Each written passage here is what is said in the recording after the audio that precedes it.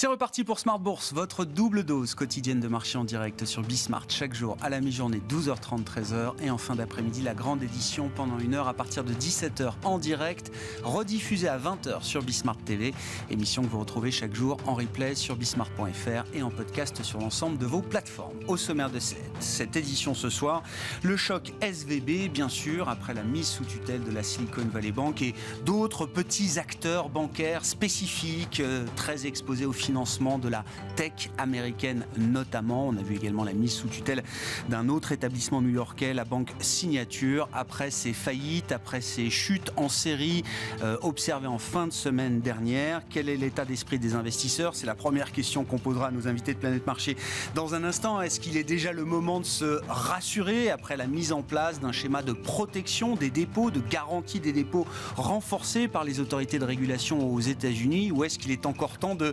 s'inquiéter face à un risque bancaire qui génère toujours un risque de contagion? On voit quand même que le sentiment a été abîmé ces dernières heures, c'est le moins qu'on puisse dire, avec un niveau de stress et de volatilité dans les marchés qui est remonté d'un cran, sans atteindre des niveaux de panique extrême. On voit un VIX qui évolue entre 25 et 30 sur le marché américain au moment où on se parle, avec même des indices actions américains qui sont repartis à la hausse en cours de séance à Wall Street. En revanche, en Europe, on accuse le coup avec des indices qui sont en baisse de 2,5% pour les indices actions européens. Le secteur bancaire est évidemment le plus affecté à ce stade, une baisse de 6% et plus pour l'indice sectoriel bancaire européen.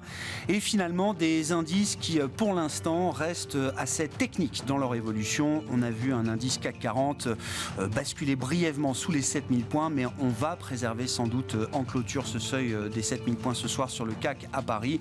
Le CAC 40 qui tourne autour de 7040 points en cette fin de séance. L'autre mouvement de marché remarquable dans cette phase de regain de stress et de volatilité, c'est la ruée vers les valeurs refuges que sont les obligations souveraines, avec une chute des rendements spectaculaire sur l'ensemble de la courbe, sur le 2 ans américain et sur la partie plus longue, 10 ans, 30 ans également, avec d'ailleurs un phénomène de repentification de la courbe des taux observé aux États-Unis et par mimétisme en Europe. Que penser justement des obligations souveraines comme valeur refuge? Dans ce contexte de stress, ça paraît légitime. Dans un contexte où la crise inflationniste n'est peut-être pas totalement terminée, c'est une autre question, alors que les banques centrales reprennent leur réunion de décision de politique monétaire, à commencer par la BCE ce jeudi et la Réserve fédérale américaine la semaine prochaine. Décision attendue le 22 mars pour la Fed, qui pourra observer dès demain la dynamique d'inflation sur le mois de février aux États-Unis, avec la publication du CPI attendue donc demain en début d'après-midi aux États-Unis.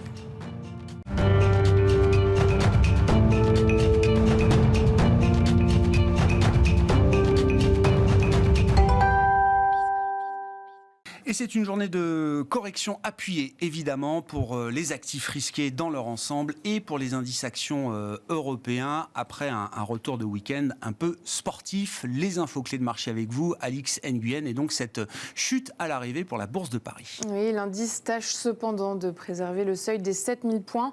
On remarque que Wall Street résiste à l'intervention massive des autorités américaines afin de limiter la contagion suite à l'effondrement de SFB.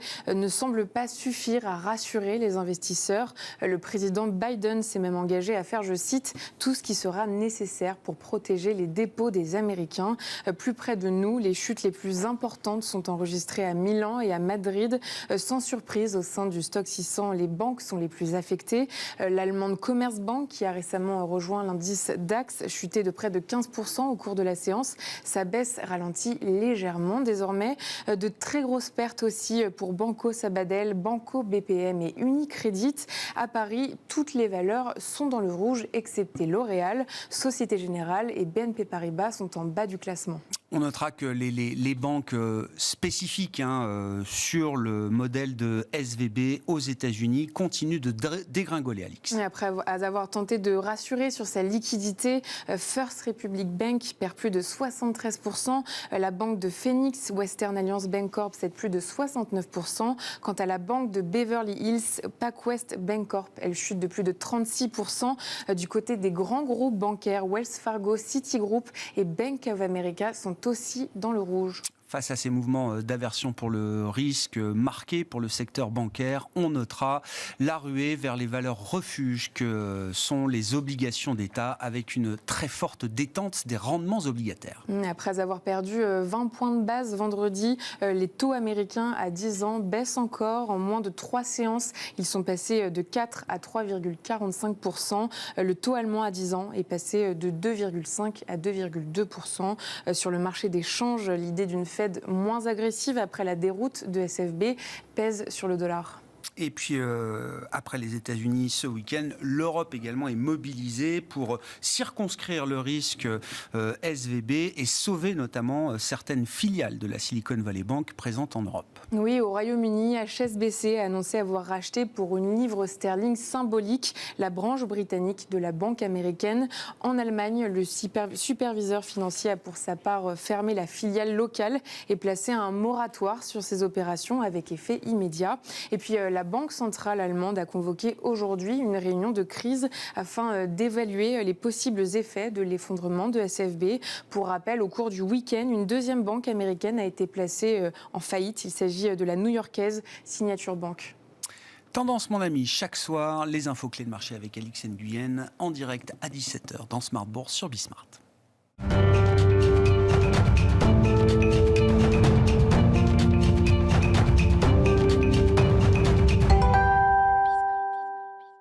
Trois invités avec nous chaque soir pour décrypter les mouvements de la planète marché, des mouvements agités évidemment depuis quelques heures et quelques jours maintenant autour de ce risque bancaire qui refait surface aux États-Unis à travers un segment spécifique du système financier et ses différentes banques régionales très exposées notamment au financement de la tech américaine et mondiale. François Collet est avec nous en plateau, directeur adjoint de la gestion de DNCA. Bonsoir François. Bonsoir Grégoire. Merci d'être là. Merci à Louis Defels de nous accompagner également. Bonsoir Louis.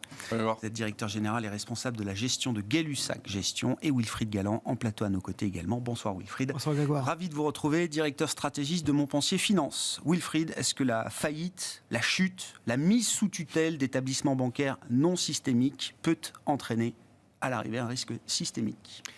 C'est la raison pour laquelle tout a été mis en place justement aux États-Unis pour éviter que ça arrive. C'est-à-dire qu'effectivement, quand on regarde la taille des bilans, la taille des actifs, ça n'est pas neutre. Mais c'est loin d'être un acteur majeur. C'est un acteur important, mais c'est loin d'être un acteur majeur, ce fameux Silicon Valley Bank. Mais on sait que dès lors qu'on touche au bilan bancaire, dès lors qu'on touche à la liquidité, dès lors qu'on touche à la solvabilité, aux enchaînements possibles de confiance, parce que le système financier, c'est un système de confiance, il faut être extrêmement prudent.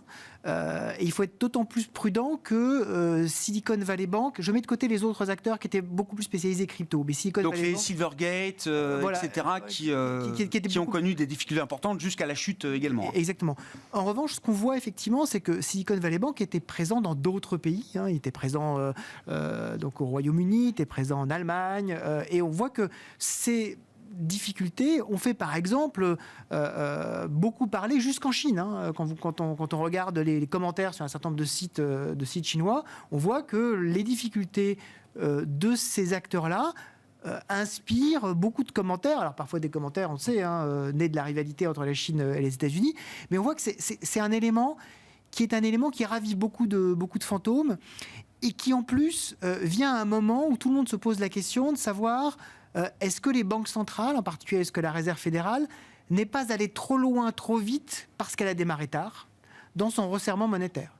Et donc est-ce que la conjonction à la fois des restrictions de liquidité, le fameux quantitative tightening qui a enlevé des liquidités dans le bilan des banques pour plus faire reposer les bilans sur les obligations d'une part et d'autre part sur les augmentations de taux, est-ce que tout ceci n'est pas un sujet majeur ? Donc ça prend effectivement une ampleur importante aujourd'hui. On va évoquer, c'est une des grandes questions, comment est-ce que ces événements, cette situation peuvent avoir une influence ou non sur la fonction de réaction des banques centrales avec les décisions attendues, sur la trajectoire future des taux et de la politique monétaire. Mais d'abord sur la partie immédiate, ce que vous dites, c'est qu'il n'y a pas de petit risque bancaire. Il n'y a pas de risque bancaire anodin, quand bien même ce serait des établissements spécifiques de la Silicon Valley ou autres. Absolument. Dès lors qu'on touche, sauf effectivement dans les systèmes financiers qui sont quasiment isolés, par exemple le système financier chinois est très peu connecté au système financier international, mais dès lors qu'on touche au système financier international et donc américain, il n'y a pas de risque anodin et donc il faut regarder ça de façon précise. Et c'est pour ça que c'était très important que les autorités, dès ce week-end, disent on est prêt à la fois à garantir tous les dépôts, à mettre en place une coordination entre le Trésor et la Banque centrale pour véritablement prendre le sujet à bras-le-corps et montrer que c'est sérieux. La chose la pire qui pouvait nous arriver, c'est d'avoir un espèce de déni de réalité en disant non, c'est rien, tout va bien se passer. Ce qui était un peu le début de ce qu'on avait senti jeudi soir et vendredi. Là, on sent qu'on prend le problème aux États-Unis à bras-le-corps. C'est quand même une bonne nouvelle. Entre les différents schémas de sauvetage ou de protection que les autorités de régulation peuvent apporter en cas de crise bancaire, alors, il y a eu l'échec de Lehman, c'est-à-dire on décide pour X ou Y raison de faire un exemple et on laisse tomber un acteur dont on imagine qu'il n'est pas systémique et on se retrouve avec la grande crise financière de 2008. Il y a eu ensuite l'autre façon de faire, c'est allez, on sauve tout le monde, déposants bien sûr, mais aussi créanciers, actionnaires, les dirigeants des banques, tout le monde est sauvé et on passe à autre chose. Là, il y a quelque chose d'un peu intermédiaire, on sauve les dépôts des clients, qui sont un vrai sujet d'ailleurs dans le cadre de SVB, avec une très forte concentration et des dépôts de montants très importants, bien au-delà du montant des dépôts garantis qui est de $250 000. Mais on se refuse à sauver les créanciers ou les actionnaires de ces établissements en difficulté. Est-ce que c'est un choix qui paraît, à ce stade, encore une fois, et je ne veux pas vous emmener trop loin, parce que les pronostics à quelques jours, quand on est en pleine crise bancaire, sont souvent difficiles, mais est-ce qu'à ce stade, ça paraît correctement dimensionné ? Pour moi, oui, ça paraît correctement dimensionné. Moi, ce qui m'a beaucoup frappé, c'est qu'on a cherché aux États-Unis à avoir, dans un premier temps, la même solution qu'on avait eue en mars 2008 pour Bear Stearns. C'est-à-dire, en fait, un consortium ou un leader bancaire qui rachète complètement l'activité et qui garantisse la continuité de l'activité. À l'époque, c'était JP Morgan. Et les rumeurs ont bruissé vendredi, samedi et encore dimanche matin en disant on va avoir des acteurs financiers qui vont se positionner pour acheter, même pour un euro symbolique, ce qui a été le cas, par exemple, d'HSBC au UK, mais pour acheter l'intégralité des activités. On a vu qu'il y a eu un échec de ce point de vue-là. Et donc, quand il y a un échec des acteurs, ce qui en dit long sur la prudence maintenant, y compris de ces mastodontes, quand il y a un échec, il ne reste plus que la puissance publique appuyée sur la Banque centrale ou la Banque centrale appuyée sur la puissance publique, avec effectivement la contrepartie de dire on ne peut pas sauver tout le monde parce qu'aujourd'hui, politiquement aussi, c'est inacceptable. On ne va pas revenir vers le Congrès américain en disant on a sauvé, y compris tous ceux qui s'étaient distribués des bonus, visiblement quelques jours avant la faillite, qui avaient également participé à des opérations justement de rachat d'actions. Enfin, il y a eu quand même un certain nombre de choses un peu étranges en termes de timing qui se sont passées. Évidemment, il va falloir regarder un petit peu tout ça. La question maintenant, c'est comment est-ce que ça peut pratiquement se passer ? Je ne vois pas comment est-ce que ça ne peut pas être le contribuable qui, à la fin, va payer tout ça. Ça me paraît... Tout le monde dit non, c'est les banques qui vont payer. Assis sur une taxe sur les banques qui, aujourd'hui, je regardais, rapporte à peu près $125 par banque. Ça paraît un peu compliqué quand même, ou alors il faut l'augmenter énormément. Il y aura forcément une garantie publique, et garantie publique forcément. Qui est forcément adossée quelque part sur le taxpayer. Exactement.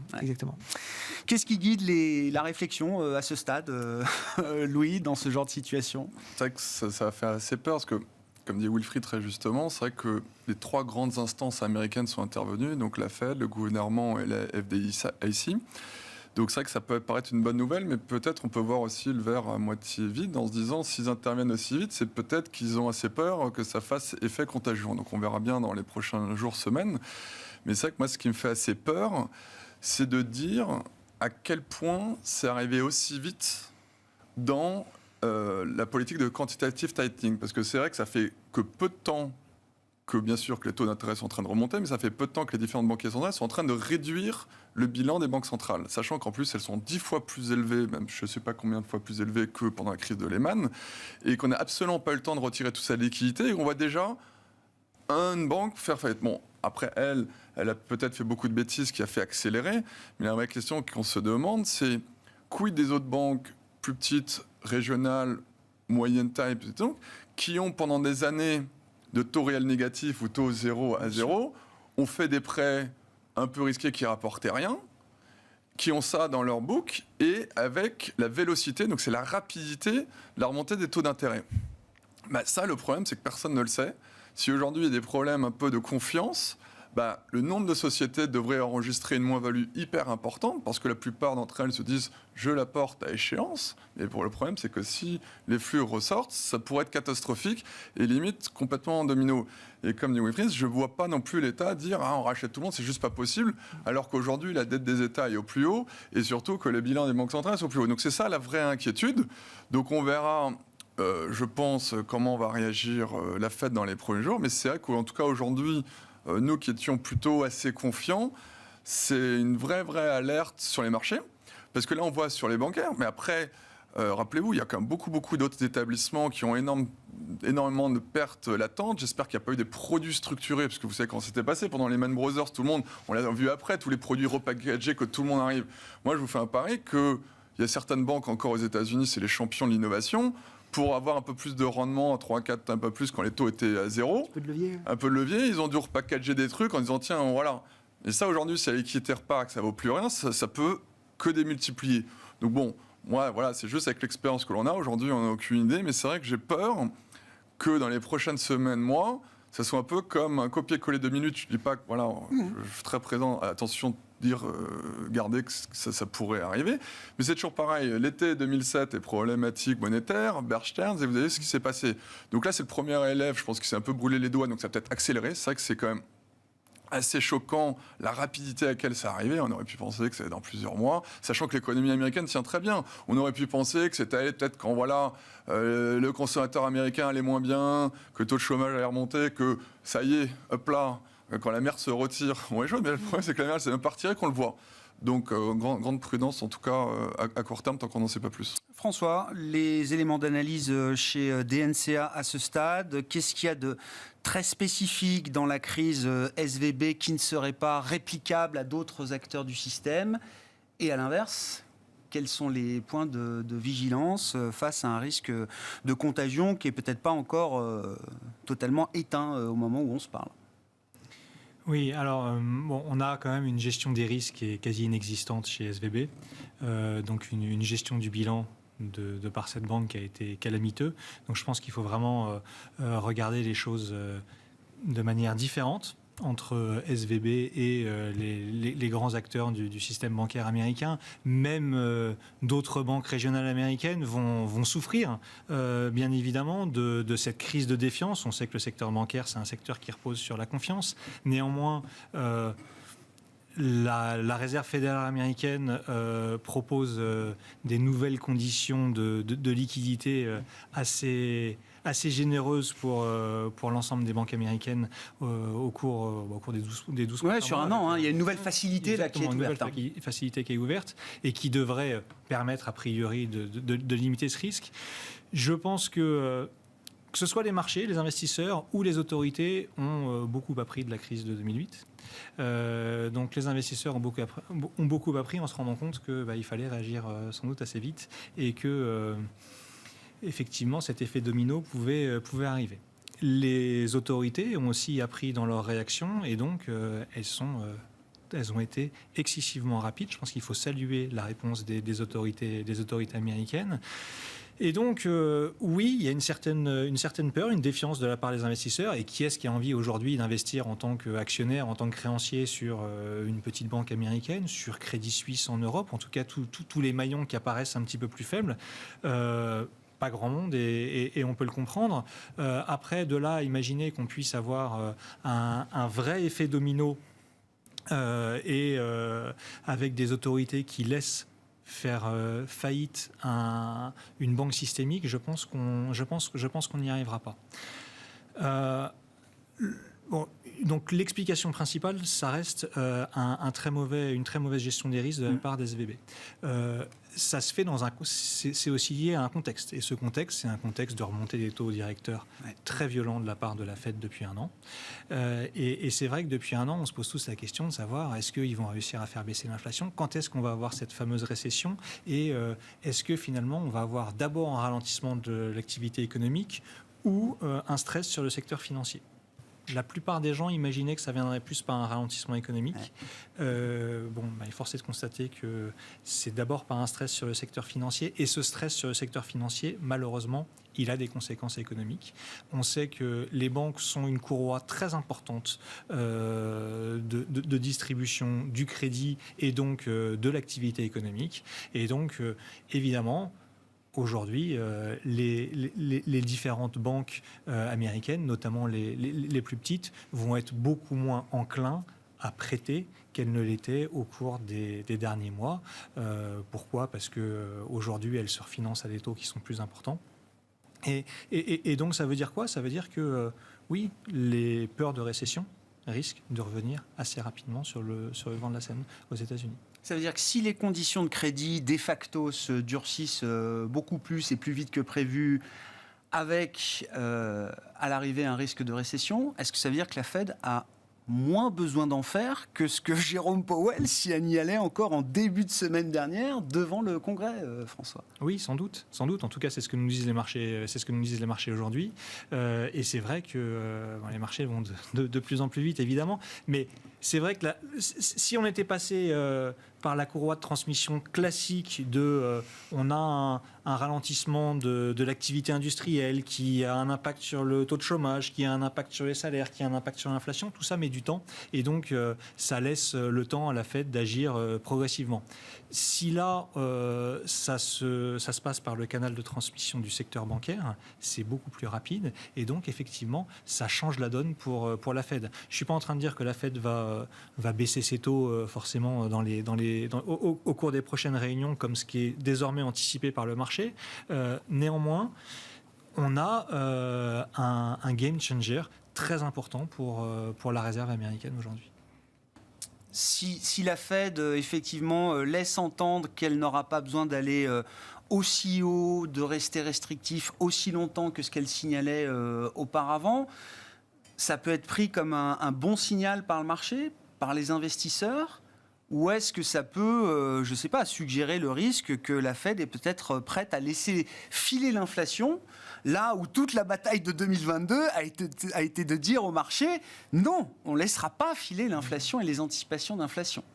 Bon, alors les anticipations d'inflation ont reflué comme depuis la semaine dernière, donc là-dessus, il n'y a pas trop de péril. Et puis les marchés sont quand même très nerveux, donc il suffit que demain, il y ait un chiffre qui soit très légèrement en dessous des attentes sur l'inflation pour que le marché se dise, bon, de toute façon, la récession arrive, l'inflation est déjà en train de rebaisser. Plus le risque systémique. Plus le risque systémique, donc c'est bon, la Fed peut y aller et peut venir nous sauver. Et finalement, il y a encore quelques semaines ou quelques mois, le marché espérait presque des mauvais chiffres pour se dire qu'il serait sauvé par la Banque centrale. Donc il y a une certaine forme de schizophrénie dans ce marché aujourd'hui sur finalement la vitesse à laquelle cette récession peut arriver. Est-ce que ça se fait dans du stress ou finalement avec peu de risque de défaut? Je pense que le risque de défaut bancaire est très limité. Il est forcément encore moins de ce côté de l'Atlantique qu'aux États-Unis. Mais oui, le ralentissement économique, ça va accentuer le ralentissement économique auquel on s'attend cette année. Wilfried, d'accord avec l'idée que toute la pression qu'on voit se remettre sur le rôle de superviseur,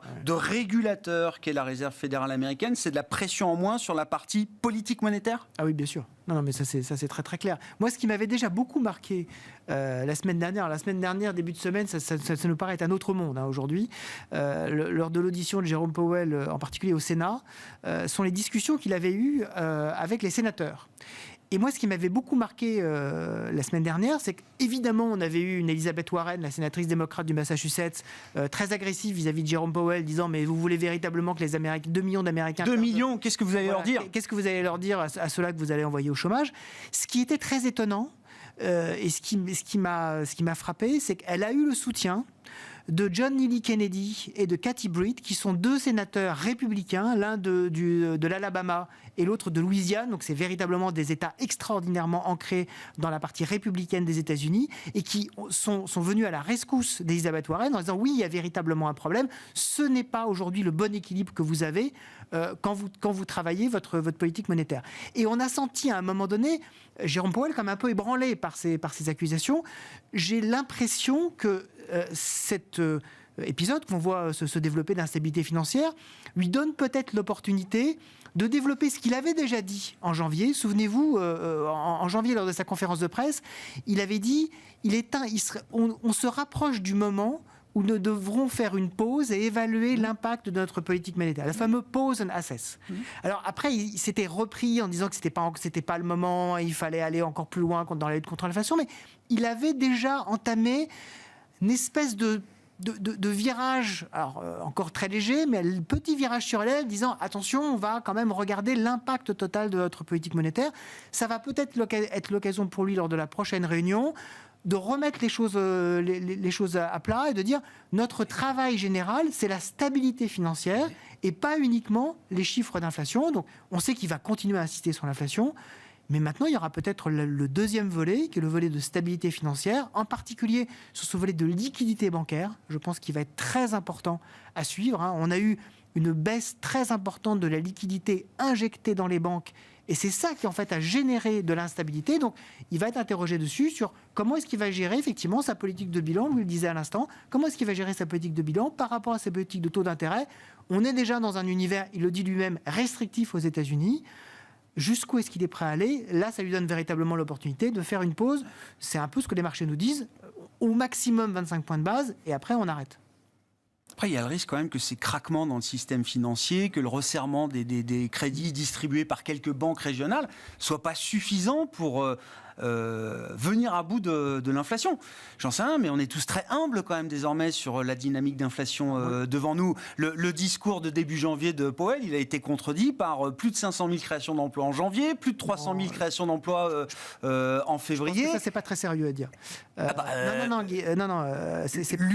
Lui-même a remis en cause le consensus unanime qu'il avait obtenu sur la réunion du 1er de février, qui était de passer de 50 à 25 en début de semaine dernière. Quand on mentionne ces chiffres bruts, c'est pas très sérieux. Parce qu'en fait, il faut regarder le détail. Et quand on regarde le détail, on s'aperçoit d'une part que le rythme de progression des salaires baisse et baisse plus vite que ce qu'on attendait. On voit que, croissance des salaires réels a toujours été négative. On voit que le volume d'heures travaillées baisse, ce qui veut dire que oui, vous ne licenciez pas encore massivement, mais vous faites baisser le volume d'heures travaillées, ce qui veut dire que vous êtes dans la première étape de votre réduction globalement du marché de l'emploi. Et le dernier élément, c'est qu'on voit que, par exemple, des éléments très avancés comme le marché de l'intérim est maintenant en décroissance sur un an. Donc ça veut dire que dans le détail, on voit, y compris sur ces indicateurs qui sont des indicateurs très retardés, qu'on voit que la dynamique de demande est en train de baisser. D'accord. Donc par rapport à ça, la dynamique d'inflation, elle baisse peut-être pas aussi vite que ce qu'il souhaite, mais elle est clairement en train de baisser. La question maintenant qui va se poser, c'est est-ce qu'il accepte qu'effectivement ça prenne un peu plus de temps que ce à quoi il s'est engagé, au risque effectivement de se dire si ça prend un peu plus de temps, peut-être que je ne vais pas avoir des très bons chiffres, mais au minimum, je vais garantir ma stabilité, ou est-ce que je prends le risque d'avoir une instabilité financière supplémentaire pour gagner éventuellement 1 ou 2 mois? Voilà. Et en tout cas, c'est les interrogations qui vont se porter sur lui. Je pense que le marché est en train de choisir son camp. D'accord. On verra comment est-ce qu'il va. Non, mais parce que, encore une fois, jusqu'à l'épisode Silicon Valley Bank, on sentait quand même plutôt que le mouvement chez Powell, c'était de se dire peut-être qu'il faut repasser à 50. Le mouvement chez Powell. Voilà. Mais en fait, quand on regardait l'intégralité des chiffres, on était moins convaincus que ça. Qui aujourd'hui est repassé à 0 selon Goldman Sachs. Quoi. Ça, oui, avec même 250 points de base de baisse de taux fin d'année maintenant. Ouais. Mais après, en fait, le problématique de tout ça, c'est que rappelez-vous, il y a encore 6 mois, on pensait tous qu'on allait rentrer en récession. On pensait que les taux allaient rebaisser. Ils avaient un moment rebaissé, puis finalement, les chiffres d'inflation étaient beaucoup plus forts. Mais c'est un peu, je pense qu'on arrive peut-être au bout de l'État un peu qui intervient trop dans l'économie et qui ne laisse pas, comme vous disiez tout à l'heure, le chômage remonter, la récession classique. Le problème, c'est que tout le monde attend cette récession. Le problème, c'est que les États ont distribué des chèques à qui en veux-tu que voilà, des boucliers tarifaires, des chèques essence, des trucs, etc. Donc en fait, le problème, c'est que l'économie a suffisamment tenu. Comme l'économie tenait, ils ont pu augmenter les salaires, augmenter les prix, qui avaient un impact directement sur l'inflation des services. Et c'est cette boucle infernale qui a fait que finalement, les banquiers centraux continuent. Peut-être que maintenant, c'est la première fois qu'on va voir enfin des taux baisser pour une vraie raison, pour peut-être une nouvelle récession qui arrivait, qui a toujours été décalée. Donc c'est ça ce qui est assez un peu, depuis vendredi, c'est la première fois que les marchés chutent en même temps que les taux d'intérêt. Ce qui était quasiment jamais vu, on voit qu'il y a un vrai flight to quality, alors que ça fait quasiment 4 mois que les valeurs, les cycliques, les valeurs ultra, on va dire avec des mauvais bilans, ont fortement monté.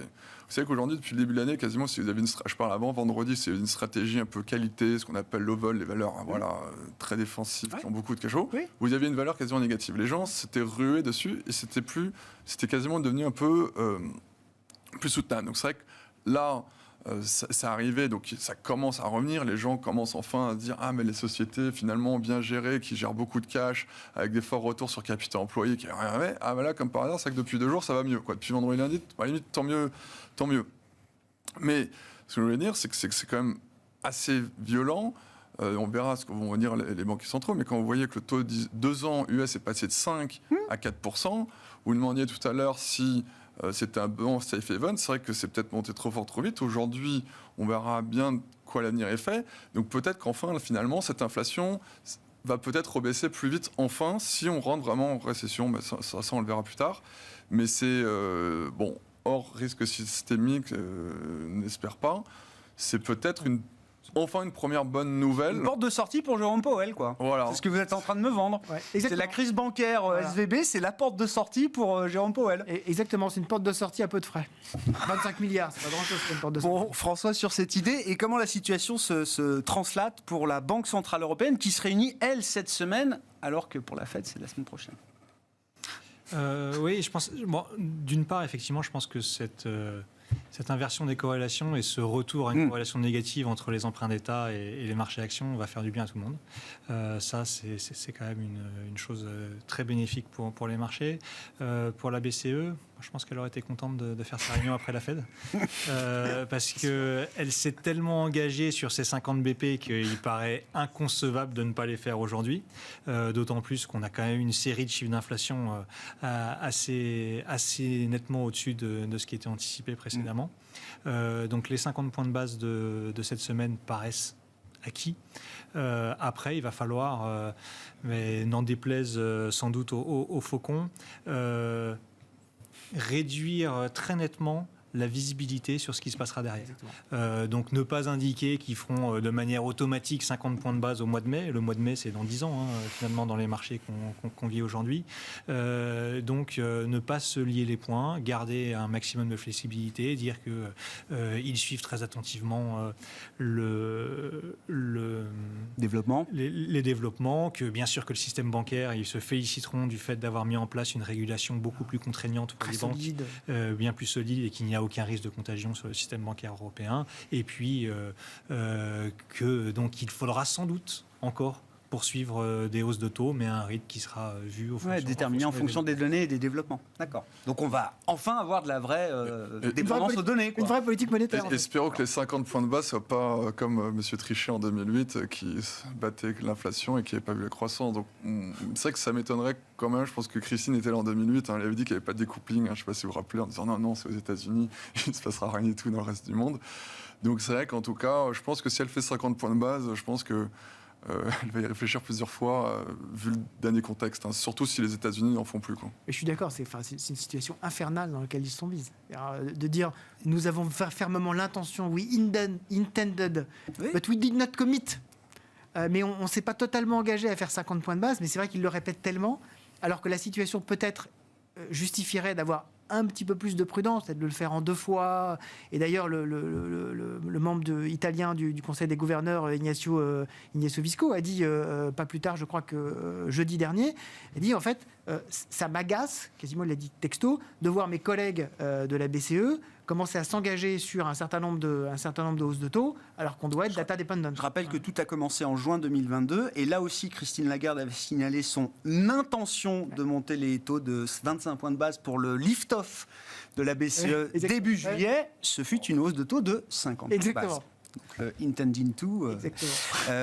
François, est-ce que c'est vrai quand Christine Lagarde va nous dire que oui, le système bancaire, ça a été dit par Bruno Le Maire ce matin, que le système bancaire européen est solide, peut-être même surcapitalisé pour pouvoir absorber ce genre de choc?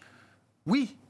on ne peut pas regarder le système bancaire européen avec les yeux d'avant Lehman, j'imagine. Clairement, il est quasiment 3 fois plus capitalisé que ce qu'il n'était avant la crise de Lehman. Donc on est sur des ratios qui sont extrêmement solides. On a finalement ce playbook des autorités qui est connu aujourd'hui sur la façon dont on pourrait gérer une crise systémique. On a de toute façon la capacité de rebaisser les taux très rapidement. Hein. Si on devait vraiment avoir un vrai risque systémique et sur un acteur bancaire européen majeur, la BCE a la capacité de baisser ses taux de 200 points de base du jour au lendemain. C'est vrai qu'on n'a pas la capacité de le faire quand on est à moins 0,50 de taux. Quand on sera sans doute à 3% à la fin de cette semaine. Oui, il y aura de la place, il y aura de la marge de manœuvre pour pouvoir aider en cas de besoin. Et ça, c'est plutôt une bonne nouvelle. Donc nous, on est... bien sûr que l'inversion de la courbe des taux d'intérêt pose quelques soucis de rentabilité au secteur bancaire et qu'on aura peut-être une rentabilité qui va s'éroder au cours des prochains trimestres ou des prochaines années, mais on est très loin d'un problème de solvabilité. Il y a un thème alors qui est qu'on retrouve dans les épisodes de stress financier qu'on a vécu ces derniers mois, donc l'épisode SVB, mais je remonte également à l'épisode de la crise des fonds de pension britanniques en octobre dernier. C'est cette histoire de déconnexion totale entre la duration des actifs et les engagements au passif, François. Et là, dans le cas de SVB, c'est flagrant, ça a sans doute été mal géré. Mais cette thématique-là de la duration et du risque de déconnexion dans les bilans entre la duration des actifs et les engagements au passif, on la retrouve de manière un peu générale dans le système financier aujourd'hui. On la retrouve partout et c'est le cas pour tous les acteurs du système financier parce que on ne connaît pas tous la duration de notre passif. Quelle banque peut se targuer de savoir exactement quand ses dépôts seront retirés ou quel assureur vie peut savoir quand est-ce que les gens retireront de leur contrat d'assurance vie. On connaît en général un peu mieux la duration de son actif quand même. C'est une bonne chose. Mais oui, bien sûr que tout le monde a des mismatchs. Et d'ailleurs, de toute façon, ces mismatchs, c'est censé être à la base de la rentabilité bancaire. Une banque se finance à court terme et prête à long terme. Et grâce à une courbe des taux d'intérêt pentue, elle encaisse la différence. Donc ces mismatchs sont censés entre les actifs... C'est la transformation, c'est le métier de la transformation. C'est le métier de la banque. Le problème, c'est qu'on a une telle volatilité sur les taux d'intérêt depuis un an que finalement, ces banquiers centraux qui sont allés excessivement vite mettent à mal un petit peu ces problématiques d'écart entre la duration de l'actif et la duration du passif. Et effectivement, ça va pousser les banques centrales, quoi qu'il arrive, à être bien plus prudentes désormais dans leur cycle de hausse de taux, même si l'inflation devait continuer à surprendre à la hausse. Je vois mal la Fed se réenclencher à côté. L'agressivité n'est plus de mise. Non. Un peu plus de mesures, d'équilibre et de prise en compte des risques divers et variés en dehors du risque inflationniste. Qu'est-ce qui a changé dans la logique d'investissement pour les prochains mois, pour l'année 2023, ces derniers jours et ces dernières heures? Est-ce que beaucoup a changé? Est-ce que c'est une page blanche? Ou est-ce qu'il y a quand même encore des points sur lesquels on s'appuie, François? On a un scénario économique qui est dégradé, clairement. Cette affaire va avoir un impact sur la croissance économique aux États-Unis. Donc ça, c'est pas juste financier, ça devient macro. Ça va avoir un impact macro. Et je pense que l'impact financier est plus facilement gérable que l'impact macroéconomique. Après, est-ce que ça va changer du tout au tout l'évolution des marchés? Comme je disais tout à l'heure, beaucoup d'investisseurs espéraient cette récession parce que ça voudra dire sans doute des taux d'intérêt un petit peu moins élevés. Nous, ça ne change pas dramatiquement notre position, la feuille de route. La feuille de route aujourd'hui des NCA. On est relativement confiant sur le marché action européen. On a des fondamentaux qui sont sains, on a des marges de manœuvre en termes de possibilités de baisse de taux si on devait avoir cette récession.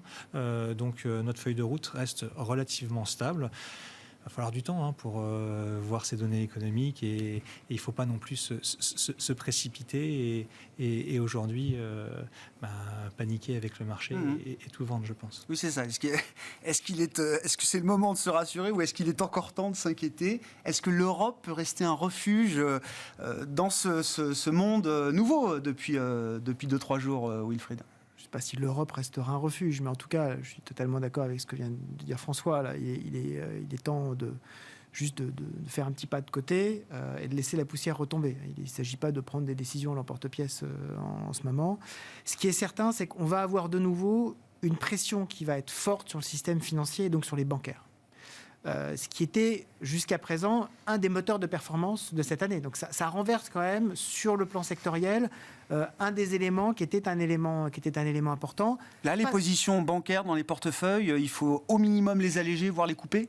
Je pense qu'il faut quand même les alléger. La question n'est pas tellement sur le risque du secteur bancaire, c'est que compte tenu de tout l'environnement qu'on a aujourd'hui sur ces risques bancaires, on va risquer d'avoir de nouveau un tour de vis réglementaire en Europe. On sait très bien que l'Europe est très très forte pour ça. C'est-à-dire que lorsque le problème vient des États-Unis, les États-Unis gèrent en faisant une petite réglementation et l'Europe multiplie par 2 ou 3, en disant comme ça on sera vraiment sûr. Voilà. Et un des moteurs du regain d'intérêt du secteur bancaire, c'est de se dire on est enfin sorti de ça, on retrouve des taux normaux. Le choc de régulation est derrière. Le choc de régulation est derrière. Et je pense qu'une partie de la baisse d'aujourd'hui du secteur bancaire, c'est pas tellement finalement la crainte d'une faillite bancaire ou véritablement d'une fragilisation forte en Europe, parce que, comme François l'a très bien dit, on a quand même énormément recapitalisé, resolidifié. C'est plutôt la crainte d'avoir de nouveau des réglementations qui viennent se surimposer à la réglementation actuelle. Donc là, je pense qu'il y a un vrai changement. Le deuxième changement, c'est qu'on va avoir de toute façon, au moins dans un premier temps, un retour vers la qualité. On voit très bien qu'aujourd'hui, les valeurs qui s'en sortent dans cette séance... C'est L'Oréal. Voilà, c'est les valeurs on sait que globalement, ça va se passer. Il y a beaucoup de cash qui est généré, retour sur investissement, retour sur capital qui est très bon. Et donc, on arrête d'avoir la volonté d'avoir du repricing d'un certain nombre de valeurs des côtés. Ça, au moins, dans un premier temps, je pense qu'effectivement, on va avoir un cycle d'attente.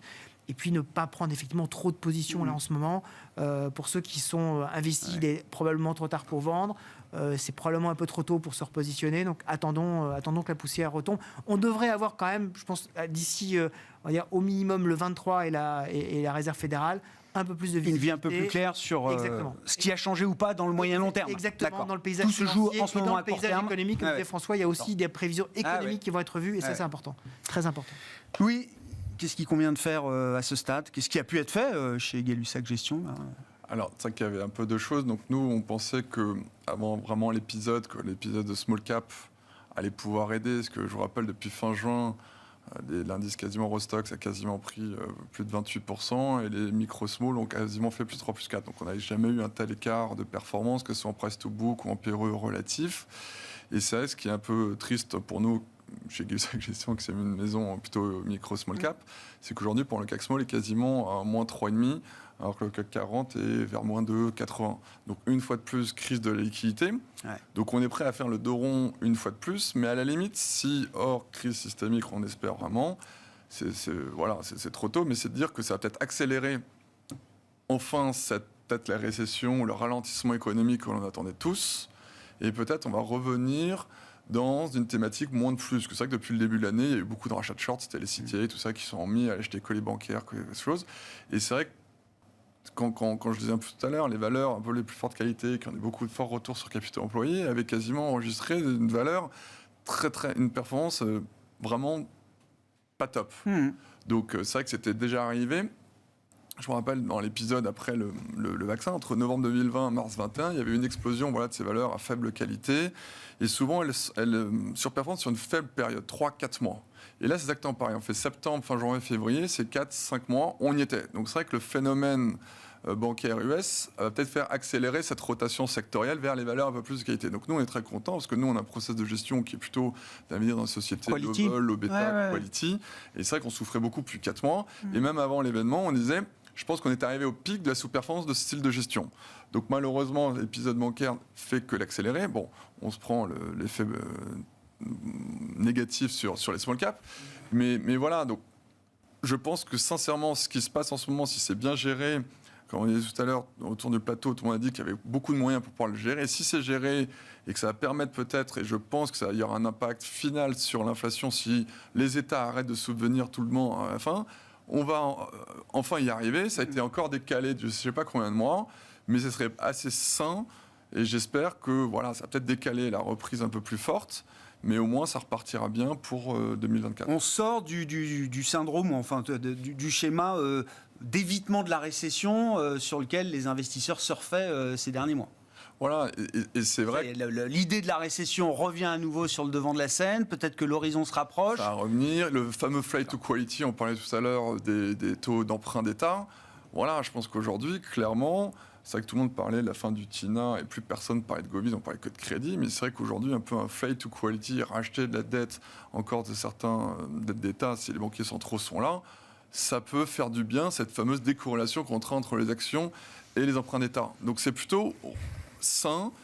Attention que ça dérape pas. Ah ouais. Mais si ça continue comme ça va peut-être être le fin du n'importe quoi qu'on avait depuis 2-3 mois. Donc je vois ça, c'est la seule petite bonne nouvelle dans l'épisode américain que l'on a vu. Bon, coup d'arrêt en tout cas sur les marchés, même si on n'est pas dans une séance de panique totale. Moins 2,9% à l'arrivée pour le CAC 40 ce soir, qui préserve même le seuil des 7900 points et qui clôture à 7011 points pour le CAC 40 cash à Paris. Merci beaucoup messieurs, merci d'avoir été les invités de Planète Marché. Louis Defels, Gay-Lussac Gestion, Wilfried Galland, Montpensier Finance et François Collet, DNCA Investments étaient les invités de Planète Marché en plateau.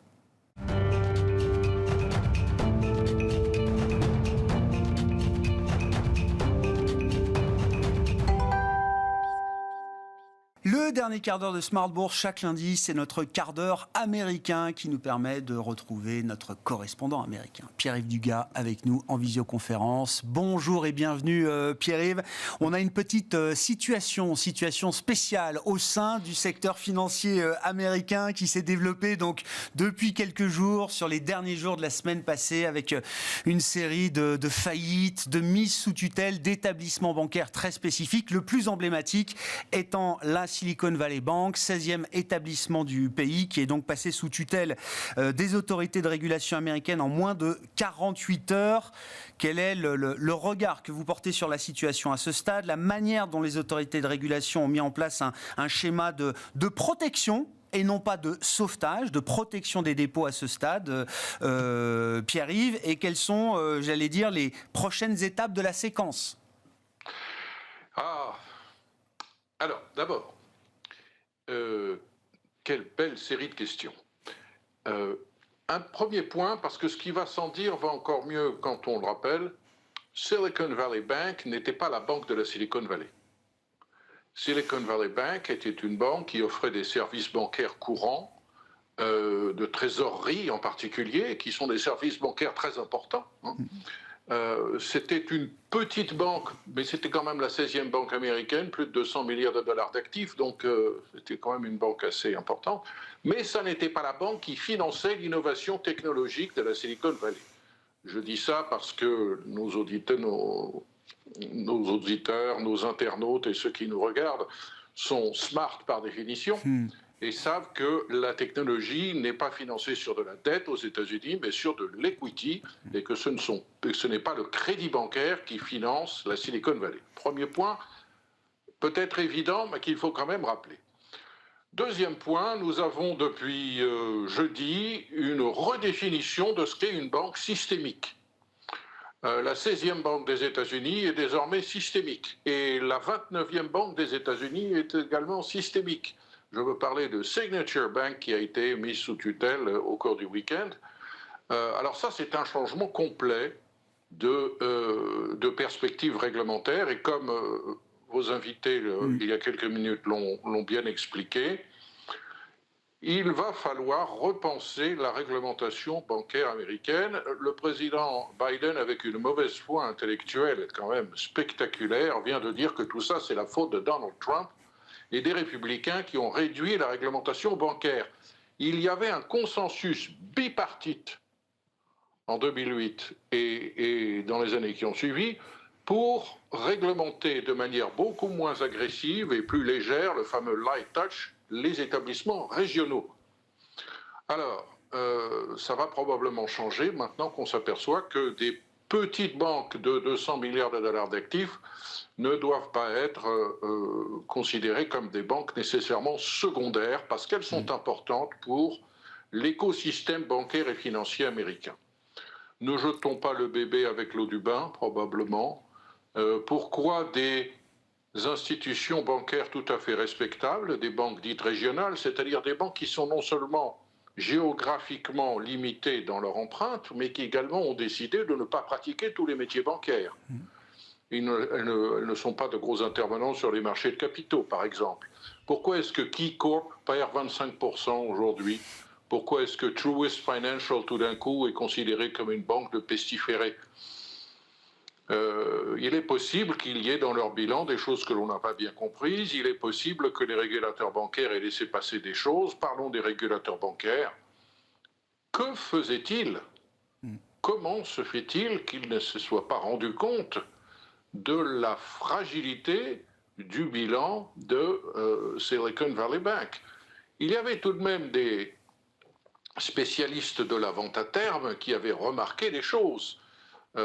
Toutes ces banques qui souffrent le plus aujourd'hui, Silicon Valley Bank, terminé, Signature Bank, terminé, mais First Republic, par exemple, Pacific West, étaient des banques qui ont été identifiées par des fonds spécialistes de la vente à découvert comme des banques fragiles, précisément parce qu'elles dépendaient beaucoup de ressources extrêmement liquides et extrêmement capricieuses, et qu'elles avaient beaucoup profité de l'explosion des dépôts bancaires, qui elle-même était le résultat d'au moins deux choses. Le confinement, d'abord. Les Américains ont tout d'un coup eu beaucoup d'argent que le gouvernement leur a donné, mais ils ont cessé de dépenser.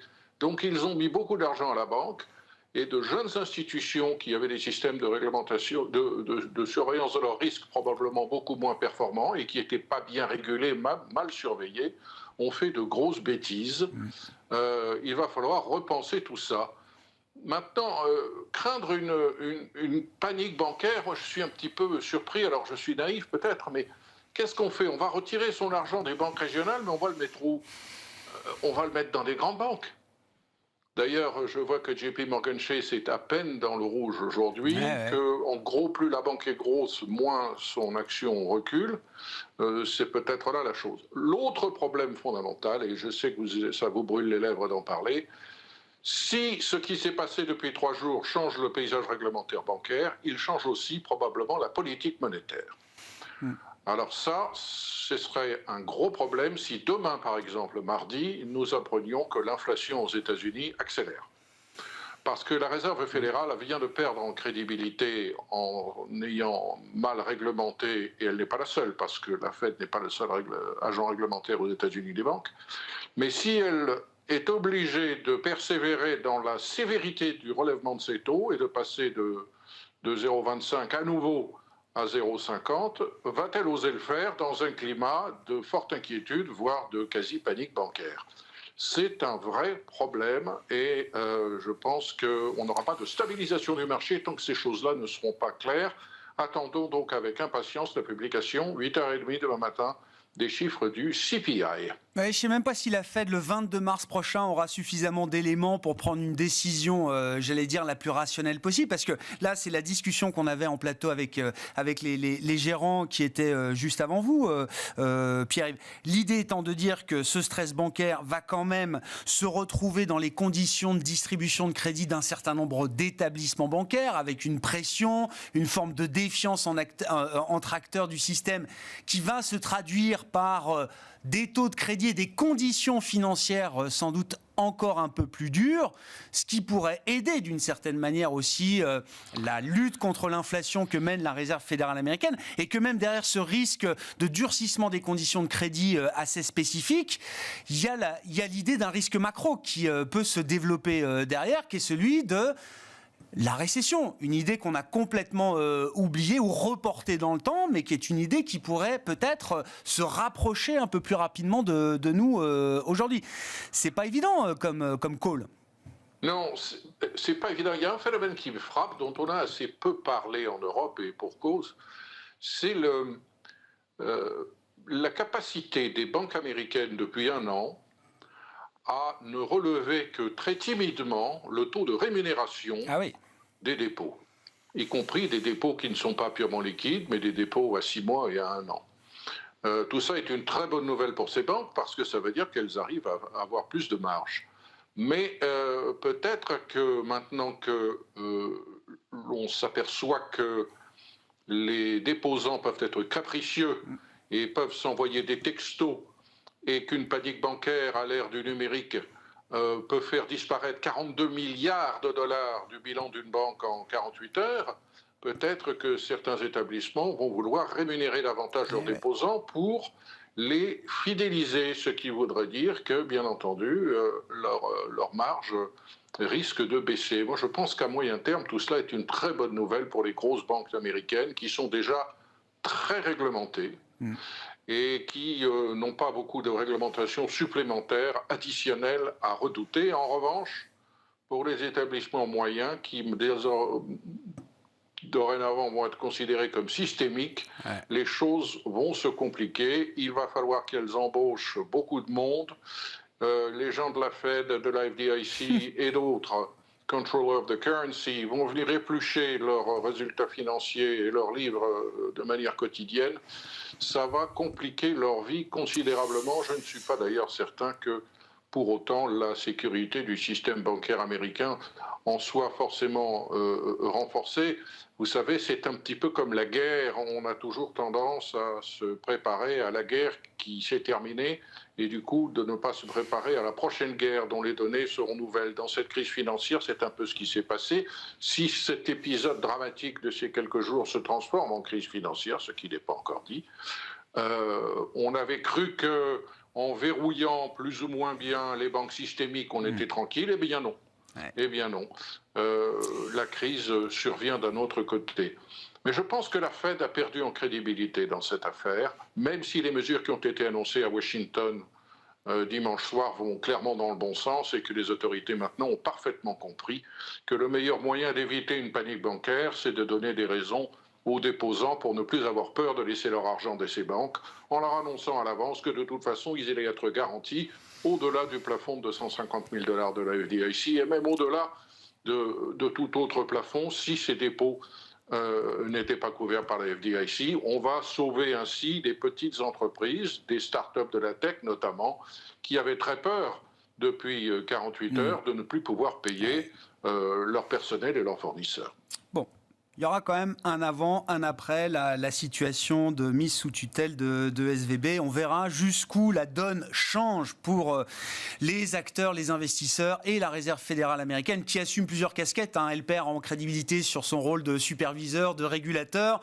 On verra comment est-ce qu'elle arrive à maintenir sa crédibilité sur la partie politique monétaire avec donc le CPI, vous l'avez dit, qui sera publié demain, le rapport mensuel sur l'inflation pour février aux États-Unis et dans une dizaine de jours maintenant, la décision de politique monétaire avec le meeting qui se tiendra les 21 et 22 mars prochains au sein de la Réserve fédérale américaine. Merci beaucoup Pierre-Yves. Pierre-Yves Dugas avec nous chaque lundi en visioconférence dans le dernier quart d'heure de Smart Bourse. Le soir, le quart d'heure américain de Smart Bourse à 17h45 en direct que vous retrouvez en rediffusion sur Bismart TV à partir de 20h45 et bien sûr chaque semaine en replay et en podcast, en replay notamment sur bismart.fr. Voilà pour cette édition.